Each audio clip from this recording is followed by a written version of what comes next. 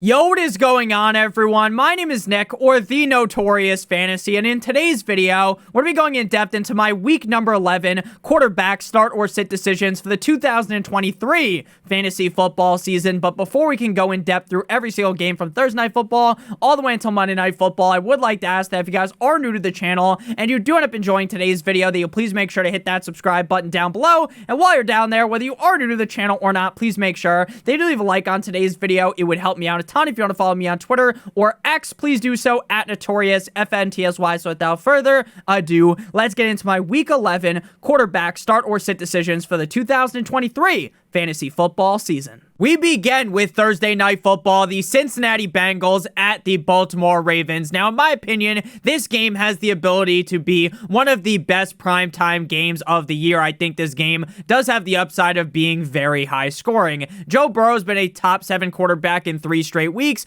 coming out of the bye. On paper, this matchup is tough up against the Baltimore Ravens, and last time these two teams went toe-to-toe back in week 2, Joe Burrow struggled in a big way.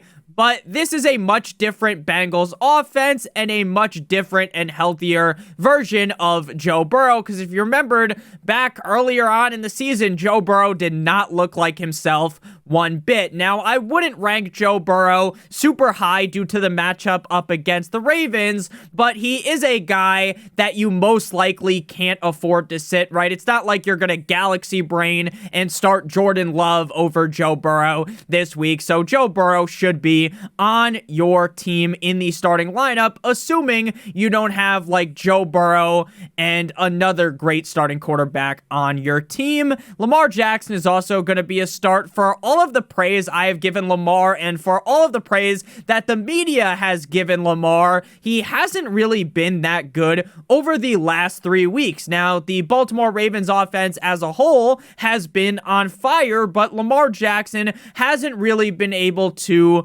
get the ball into the end zone because they are so effective at running the rock in the red zone. The Bengals defense doesn't look as good as they did a few weeks ago, so Lamar should be fine. I am hoping he gives us a nice top 5 performance here, but again, based upon how successful this team is in the red zone at running the rock with Gus Edwards, Keaton Mitchell, sometimes even Justice Hill, at this point in the season, it does feel like Lamar Jackson's upside is at least a little bit limited by that. Next up, we move to the Sunday slate with the Pittsburgh Steelers at the Cleveland Browns. Now, we just talked about how the Ravens versus the Bengals could be this tit-for-tat, high-scoring, rock'em sock'em robots affair of 2 AFC North juggernauts fighting. Right now, both of these teams in the AFC North are solid, but this game feels like an absolute fucking snooze fest. This feels like a very low scoring game, one of the lowest Vegas totals on the week. Kenny Pickett has only thrown 2 touchdowns in 1 game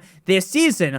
All of that preseason hype was a bunch of mumbo jumbo, and it put the wool over our eyes into believing that Kenny Pickett was going to do something special this year. Now, I'm not here to shit on Kenny Pickett and tell you he's absolutely garbage. Maybe as the years go on, he can get better, but as of right now, Kenny Pickett is just not worthy of starting in fantasy football, especially up against the Browns defense. Now, the Steelers could easily win this game, but it won't be because Kenny Pickett goes out there and throws 2 touchdowns, 300 yards. It's going to be because Pickett maybe throws 1 touchdown, doesn't make any idiotic mistakes, and then maybe Najee and Jalen Warren score, or they end up getting like a pick 6 or a fumble 6 or something, and they win a very low-scoring game. Now, Deshaun Watson turned on another gear in the second half against the Ravens last week and was downright surgical. In the first half, it was like, geez, Watson might be finished, this, that, and the other thing. But in the second half, after returning from injury,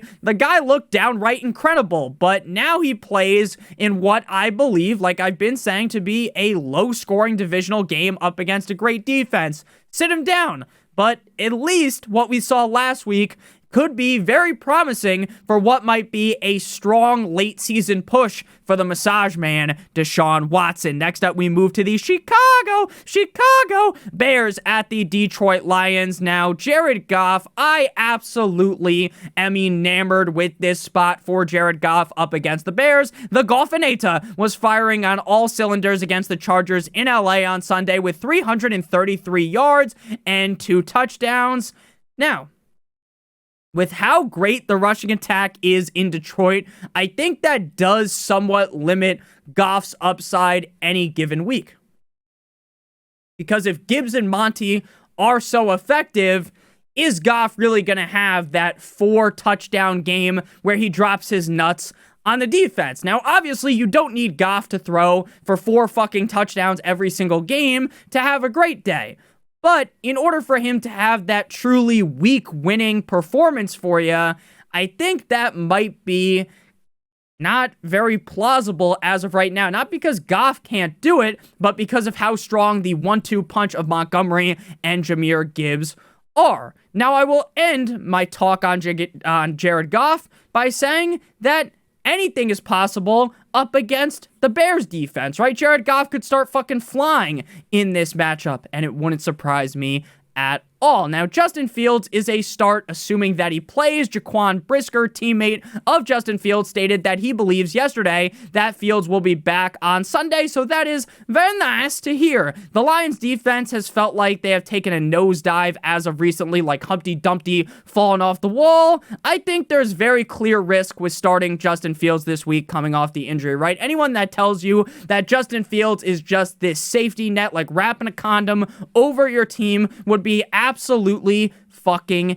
insane. And that risk that we talk about here with Fields is just not present at all with Jared Goff. So if you had Goff and Justin Fields on the same team, which is very plausible, I would just go ahead and lean with Goff over him. Now, Fields has been playing very up and down all season, but on the sheer upside alone, because we know that with the rushing upside that he possesses, with the weapons he has on the team, he could be a top 3 quarterback, especially because the Lions defense is kind of flopping around like a fish out of water as of recently. But we know the downside, right? And he could finish outside of the top 22, top 20 quarterbacks this week. But again, if he plays, in a lot of scenarios, I would be willing to roll the dice, take that risk, and play Justin Fields. If Tyson Bagent does end up starting, stay clear away from him. If you guys have enjoyed thus far and you are new to the channel, hit that subscribe button down below. Whether you are new to the channel or not, please make sure that you smash that like button like it owes you money. It would help me out a ton. So next up, we got the LA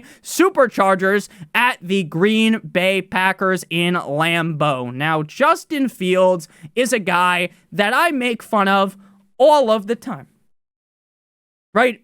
There have been a bunch of games this season. Now, you can blame the defense, Brandon Staley, all you want, the injuries, but there have been a bunch of games this year where Justin Herbert has his back against the wall. He has the opportunity to take the game over, have that game-winning drive, and eat a W like his name is famous Jameis Winston, but he has failed to do it.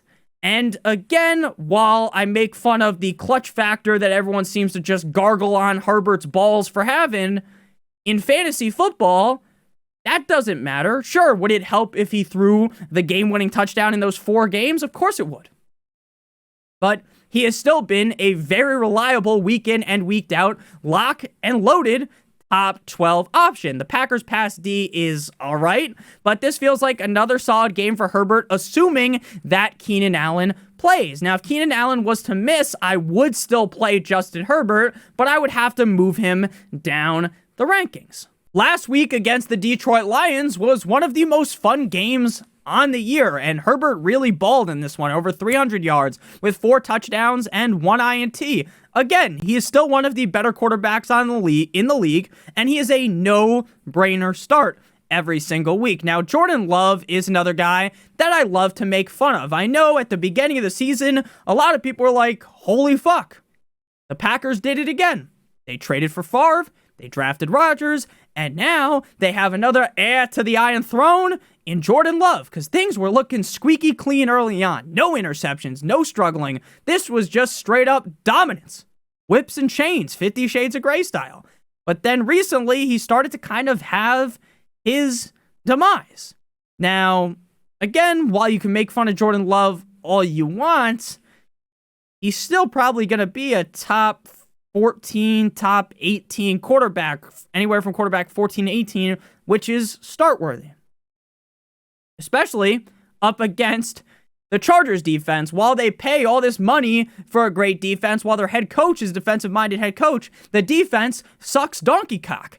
So Jordan Love Me Tender, Love Me Sweet should have a decent game. Again, am I sitting here banging the drums for Jordan Love? Fuck no, baby. But if you're in a real pickle here, then you can go ahead and start him. We haven't really seen that huge game from Love since week 3. Next up, we move to game number 5 here. The Las Vegas Raiders at the The Las Vegas Raiders at the Miami Dolphins in the Miami Gardens.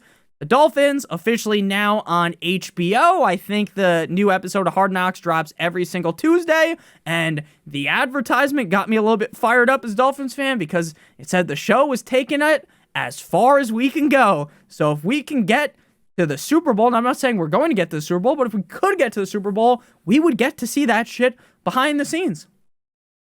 And if we were to somehow win by the graces of the gods, it would be awesome. Now, obviously, do I think the Dolphins are guaranteed to win the Super Bowl? Of course not. But as a Dolphins fan, the kid in me would want nothing more than that. The adult in me, the 24-year-old Nick, would love that. He would love that. So let's hope that that's what happened. Obviously, if you're not a fan of the Dolphins, you can hope for something else. That's okay as well. So Tua Tagovailoa looked pretty against the Chiefs in Germany. But we all know how things go for Tua. This dude absolutely eviscerates. He decapitates bad defenses. And this is exactly what he will do on Sunday. A lot of people make fun of Tua. Oh my God, the Dolphins can't beat teams over 500. Raiders, I think, are even. They're 500.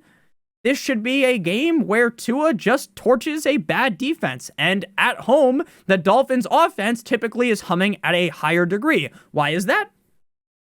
Because it's much easier to get the signals in, all of the motions, at home. There's not as many penalties because the crowd is with the Dolphins. Whereas away, the crowd is loud as fuck when the Dolphins' offense is on the field because the defense is trying to limit that, or the opponent's crowd is trying to limit what the Dolphins can do. So he could easily be the quarterback one on the week. Again, I get, Tua's been not the best recently. Don't panic again against bad defenses. This motherfucker always balls out. Aiden O'Connell of the Raiders. Now, O'Connell is much more fun to watch than Jimmy Garoppolo, Jimmy Pornstar, Jimmy G-Spot. With that said, though, the Dolphins defense also appears to be kind of rejuvenated. That Vic Fangio defense was working really well against the Patriots. It worked really well against the Chiefs, and maybe Jalen Ramsey was kind of that infinity stone, the final infinity stone that Vic Fangio needed to fully unlock the defense. So I don't really want anything to do with Aiden O'Connell. Next up, we got the New York Football Giants at the Washington Commanders. The Italian stallion Tommy DeVito is a sit. Now, you have probably heard every single joke in the book about Tommy DeVito, Italians, dudes from New Jersey, right? So I'm not here to just regurgitate that bullshit, dance on his grave, right? So I'm not going to do that. I actually have something nice to say about Tommy DeVito. He isn't as bad as people think he is. Now, is he great? No. Is he good? No. Is he average? No. But in fantasy, he might actually finish, to me, as a top 20 quarterback this week due to his garbage time statistics up against a shitty Commanders defense after the trade deadline trades that they made, right? I would never actually have the cojones, the balls like Stan Marsh to start him, right? I'm not bouncing around on my balls. But, I think there is a way that he does it. Again, everyone's analysis on Tommy DeVito is just going to be this guy sucks, right? And again, he's not good. But we saw the garbage time upside against the Cowboys. He might just mess around and do the same thing against the Commanders. Sam Howell has been one of, if not the biggest surprise at the quarterback position this year to many people. Now, I was kind of on the Sam Howell bandwagon. I was kind of the conductor of the Sam Howell Express choo-choo, but I won't claim to think that I thought that he would be this good. Now, I thought he would be all right, and maybe he's like this late-round quarterback that has upside in solid matchups, but this guy's been good even in tougher matchups. He is the quarterback 3 right now on the season and has been basically a top 12 quarterback every single week outside of 4 games. And 2 of those games where he was outside the top 12, he was the quarterback 13 and 14. Now, I love this spot against the Giants, but I will note that last time out against the Giants was one of the down games for Howell, where he was just the quarterback number 23. But I feel like when you actually try to analyze what was going on back then, that was a Giants team with at least an ounce of hope, right? That was a Giants team where Tommy DeVito wasn't the starting quarterback, right? Where shit hadn't completely hit the fan yet. This is a Giants team that is decimated to the core, right? This is a Giants team that is dead in the water. So while I think the Giants might keep this close because it's a division rivalry game and maybe this does end up being more low scoring, at the end of the day, this team just got absolutely butt-fucked by the Cowboys. I'm not saying the Cowboys and the Commanders' offense are comparable, but I think Sam Howell should be able to do his thing yet again up against the Giants, and I got him ranked as a top 12 quarterback. Next up, we got the Dallas Cowboys, who we just mentioned, going up against the Carolina Panthers in Carolina. But before we break this game down at the quarterback position, as well as the rest of the games,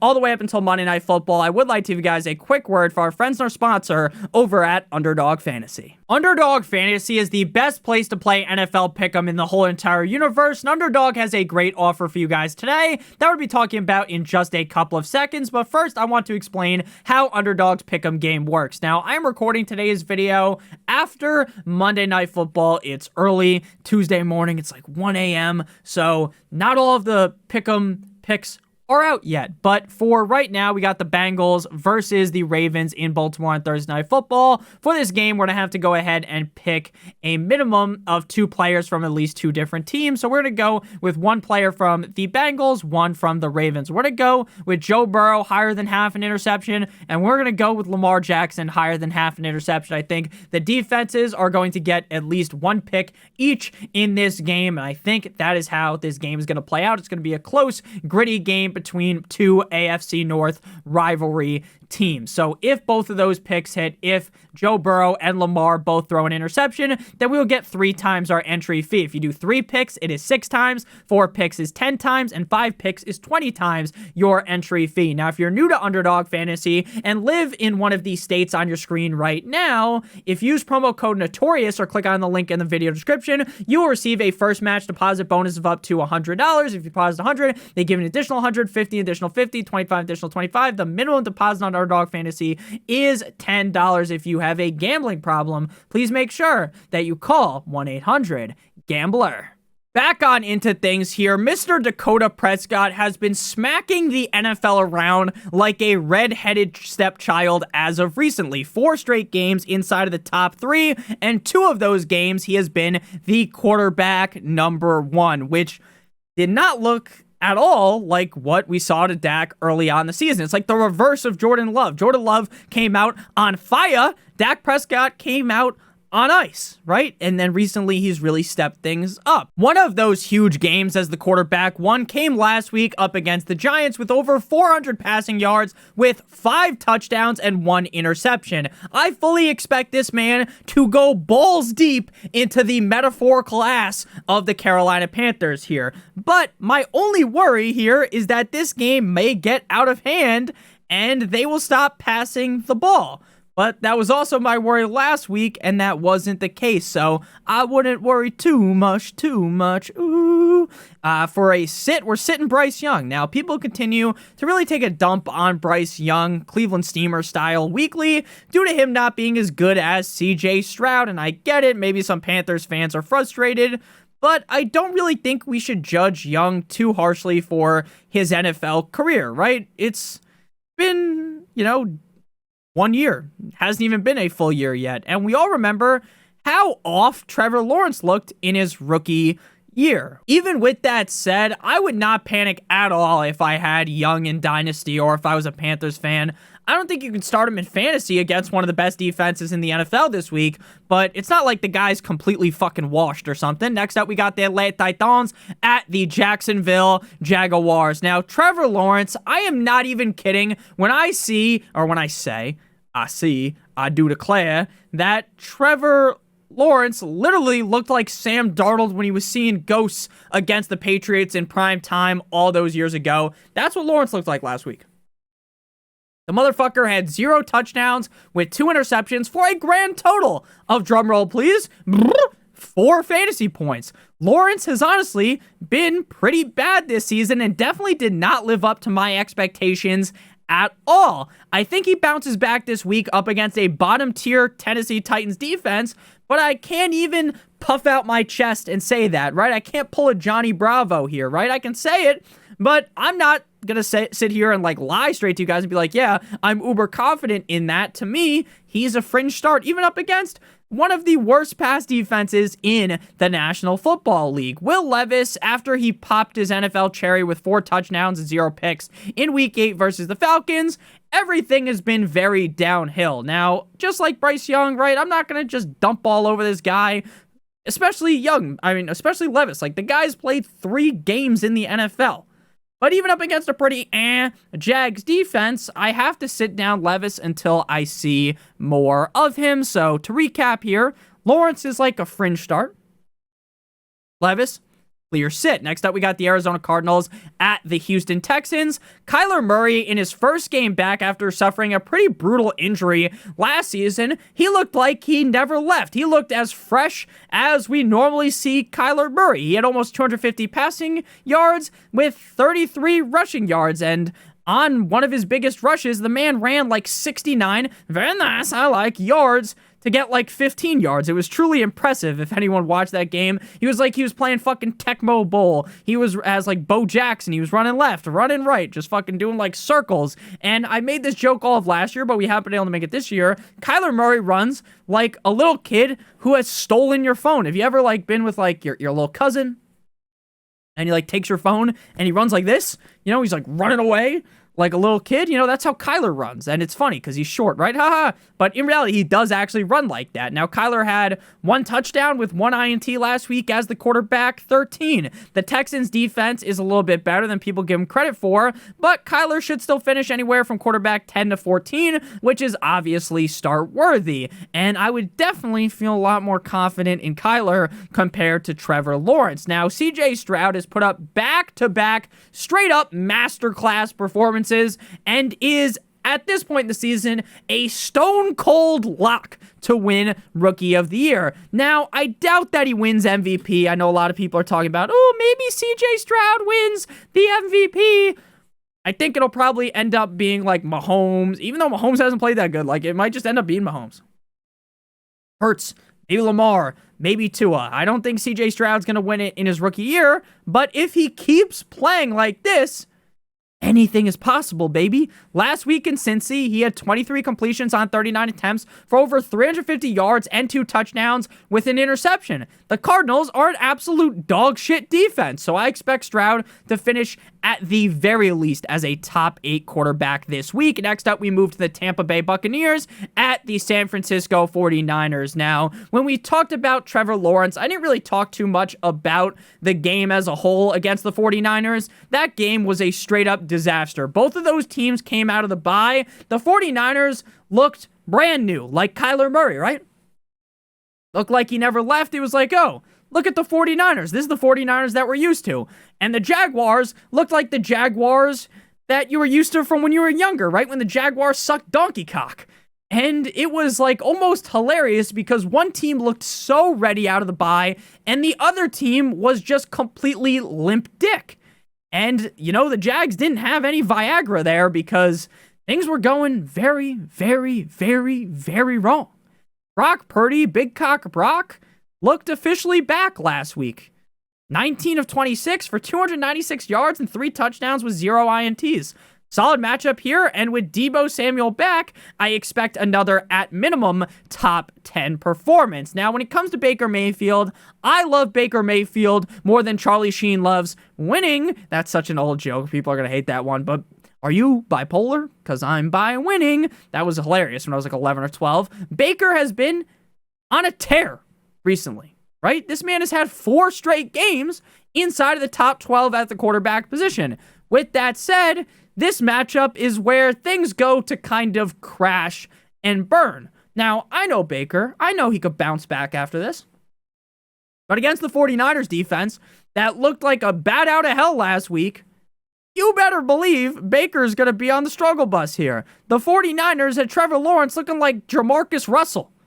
So even though I love Baker, I expect him to fall to a similar fate. Next up, we got the New York Jumbo Jets at the no one circles the wagons like the Buffalo Bills. Now, Josh Allen looked like Nathan Peterman on Monday Night Football against the Denver Broncos with 15 completions on 26 attempts for under 200 yards, 177 yards, and 2 touchdowns with 2 INTs. Now, the team fired offensive coordinator Ken Dorsey, and now they're going to use former LSU coach Joe Brady, the guy that helped out Mr. Joe Shiesty win that national championship as their offensive coordinator. He was already a part of the Bills organization. And I'm sure that firing Ken Dorsey will completely stop Josh Allen from being a turnover machine, as he has thrown 1 or more interception in 6 straight games. And the man doesn't even know how to hand the football over correctly. James Cook, oh my God, James Cook he's going to fumble the ball all the time. Fucking Josh Allen couldn't even handle the ball. What the fuck, man? And look, I was rooting on the Bills' downfall, right? I was rooting against the Bills. But, at some point, it's like, Josh, man, what are you doing? What are you doing? The Madden curse got this guy good. Last time out against the Jets, he was the quarterback 20. He was seeing ghosts. 1 touchdown to 3 interceptions. The game where Aaron Rodgers goes down with an Achilles, Josh Allen couldn't take the game over. Josh Allen looked like Zach Wilson out there. It was really hard to watch. And I don't even have much confidence in Allen this week. But if you drafted him highly, which you did, or you traded for him with some decent pieces, which you would have had to done to get Josh Allen, I'm going to start him this week. My confidence is at an all-time low, like the John Bellion song. But hey, maybe firing Ken Dorsey will light a fire under the offense's ass. I doubt it, but maybe. Zach Wilson, even with the Bills' defense severely injured, they have actually looked decent at last couple of games, and especially up against the Broncos. They were really making Russell Wilson struggle, and a lot of the time putting him on his ass. And then the offense of the Bills just couldn't do anything. Regardless of the matchup, though, I don't give a fuck if Zach Wilson's going against the 85 Bears or if he's going up against 11 clones of me, because I don't think he would be able to do it. He's just not good. He's unstartable. This team legit can't score a touchdown, right? We make fun of Josh Allen, but the Jets can't score. Now, the Jets might win this game. They might get 2 pick sixes. They might get a punt return touchdown. They might have Zach throw 1 touchdown here, break the seal. But man, Zach hasn't scored on the field. He's probably scoring off the field. He's the MILF hunter after all. Since week 8. Since week 8. It's week fucking 11. Figure it out, buddy. Nathaniel Hackett, you stooge fuck. Man, if Aaron Rodgers wasn't there, Nathaniel Hackett would be sent to Azkaban already. Next up, we move to the Seattle Seahawks at the Los Angeles Rams. Now, I know there's going to be some people in the comment section. Nick, last week, Geno had a great matchup, and, Nick, you told me that Geno Smith wasn't going to be good. You told me not to believe in him. And, Geno finally showed up for his first game since week 2 in Detroit, and he was really good against the Commanders, Nick. You should have seen it coming. The Commanders' defense is bad. And I agree, the Commanders' defense is bad. And I said it was possible. But even with that said, look, he went 31 of 47 for 369 yards, 1 rush for 13 yards, 2 touchdowns. For a majority of the season, Geno Smith looked nothing like he looked last season. He looked like the old Geno Smith that we were used to. The guy that was looked at as just a career backup. And hey, I'll give him his credit. I'll give him the credit where it's due. The matchup was super easy. Cupcake matchup. Congrats, Geno. Congratulations. But I want to see him do it again. Do it against the Rams, right? The Rams defense isn't amazing. Let's do it again. But until he does it again, I can't hop back on the Geno bandwagon. Now he is close to being a start, right? If Justin Fields wasn't playing, then Geno Smith would have been a start, right? Because you're not starting Tyson Bagent. So I wouldn't really argue with you if you wanted to say he was a start, but again, I just don't trust him as of right now. Matthew Stafford is expected to play on Sunday after missing week. So you're sitting Geno. He missed week 9 with a thumb on bye last week. Even if Stafford is able to stay in the whole game and we don't get to watch the legendary Carson Wentz take over as the starting quarterback, Stafford is yet to be a top 12 quarterback all season. And even with Kupp, even with Puka looking as good as he has, and even with the run game being successful, he just hasn't done it. And with the Seahawks' ability to kind of shut down some of this passing attack, To me, he's just a clear sit. And, I think we're just kind of over the hump a little bit with Matthew Stafford. I don't think he's washed or something, but he's just not a guy you want to be playing in fantasy. Next up, we move to, 'cause you waited all day for Sunday night, the Minnesota Vikings at the Denver Broncos in Mile High. Now, you told me when Kirk Cousins got hurt, if you told me, Nick, you are going to have to watch Jaron Hall and the Vikings go up against the Denver Broncos, I would have said, there is no way I'm watching that. I'm just going to catch some Z's on Sunday night. Now, obviously, I watch every game. I will watch the Patriots versus the Colts. I will watch the bottom of the barrel games because I realize that a couple of months from now, there will be no football. And a couple of months from now, I am going to be chomping at the bit to see even the worst game.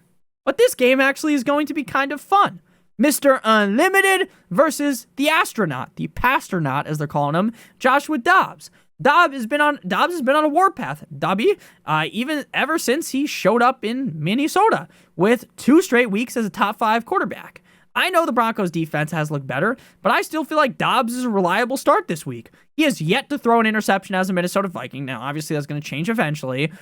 And typically, you can get at least 30 rushing yards, which is a nice bonus, and sometimes even rushes in a touchdown. If Jefferson is able to play here, that would make me like Mr. Dobby, Joshua Dobbs, even more. Russell Wilson legitimately looks good. Now, again, I don't want to jump the horse here and tell you, Russell Wilson's back, baby, right? He doesn't look all the way back, but he looks so much better than he did last season, right? Now, he hasn't been putting up crazy stats, but he stopped turning the ball over, and he has already, I believe, thrown more touchdowns than he threw all of last season. Again, is he like prime Russell Wilson? Of course not, but he's not that shell of himself that he looked like last season. And while he's not turning the ball over, it also seems like he's got a lot of his pocket presence back. Now, he did take a very bad sack in that game at the end, but, I think they were rushing 7 there, and, he just was not ready at all. He got leveled there. And what was really showing, it's like, ooh, this is the old Russ, was that shuffle pass to the running back. I think it was to Samaje Perine, where he's like, whoop, little shovel pass action here. That was some vintage Russell Wilson. Russ is a fringe start for me due to the matchup. Like, the Vikings defense has started to percolate a little bit more. Should be fine, in this game. I don't think he's going to ruin your week. But if you wanted to argue, Nick, I'd rather start Geno Smith. I wouldn't tell you you're that crazy for that. Final game here, Monday Night Football, Super Bowl rematch, the Philadelphia Eagles at the Kansas City Chiefs. Should be a fun one. Now, on paper, this isn't the best matchup ever for Jalen Hurts because the Chiefs defense has certainly kind of awoken a different type of beast this season. But with how Hurts has been playing, with the upside of this game being a old Western fucking shootout here, Hurts is, of course, a must-start quarterback. He has been a top 5 quarterback in 5 straight weeks and hasn't fallen outside the top 10 quarterbacks since week 1. I think that Hurts will be more healthy coming into this week out of the bye week. Now, is he going to be 100%? Of course not. But more healthy than he was prior to the bye. Regardless, he is a clear must start. Patrick Mahomes hasn't looked great dating back to his game in week 8 against the Broncos, where he was a little bit under the weather and he didn't perform right. The flu game didn't work out Michael Jordan style, and he didn't play that great against the Dolphins either.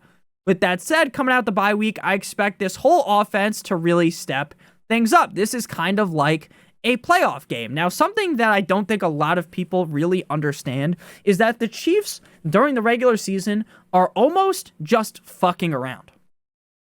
Now, I get they want to win, but they're not pulling out all the stops, right? You remember last year against the Raiders when they did that thing where they their team did a spinning circle, nightmare, and they were just running around in a circle, and then they just threw a touchdown, I think, from what I remember. They don't give a fuck about the regular season. Now, this game they'll care about. They'll try and win, right? They'll go out there and win.